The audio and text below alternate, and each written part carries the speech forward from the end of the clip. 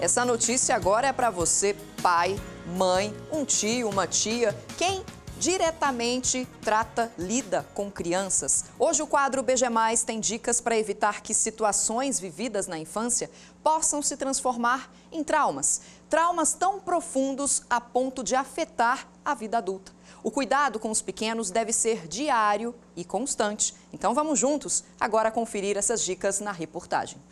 Brincar sem preocupação. A vida da criança vai além disso. É na infância que ela vive um constante aprendizado e se desenvolve emocionalmente. A infância é a base, é o alicerce. Eu preciso de uma base bem sólida, bem consolidada, para dar conta do que está por vir, das mudanças, das vicissitudes da vida.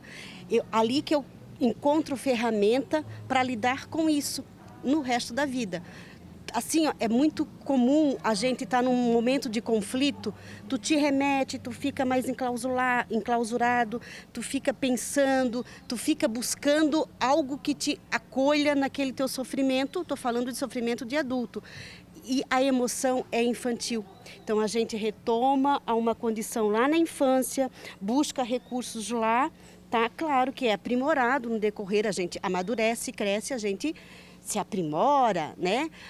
E também, se tem alguns conflitos diante de situações vividas na infância, se buscar recursos, se buscar um trabalho individual, ressignifica, dá outro sentido para aquilo, né? E isso é a condução da saúde mental.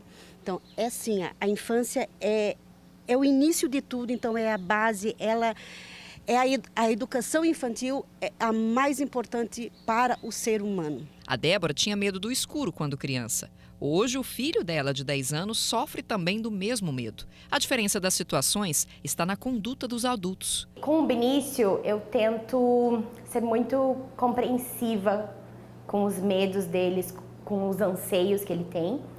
Os meus pais são maravilhosos, mas nessa questão do medo do escuro que eu comentei antes, foi meio traumatizante assim para mim. E eu tive que enfrentar sozinha. Então eu quero que o meu filho veja em mim um apoio.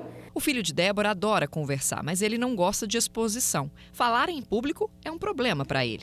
A mãe respeita a personalidade, mas o encoraja a mudar de comportamento. Eu mostro para ele que é necessário as apresentações na escola. Ele precisa passar por isso, é um trabalho que ele precisa apresentar. Então vai ser algo assim, rápido, é um assunto que ele domina porque ele estudou. Então eu procuro não forçar ele a determinadas situações, porque eu acho que não precisa, ele não precisa enfrentar aquilo naquele momento.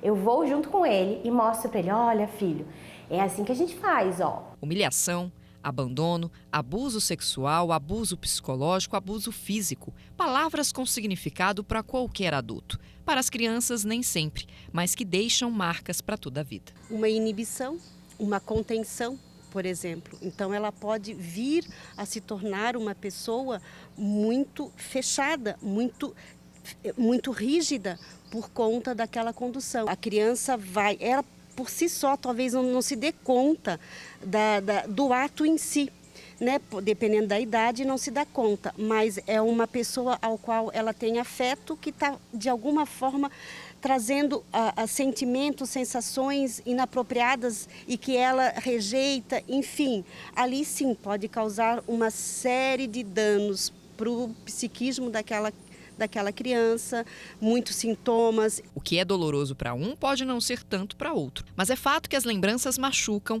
e trazem impedimentos como bons relacionamentos e comportamentos de ansiedade. E a busca pelo tratamento deve começar ainda na infância.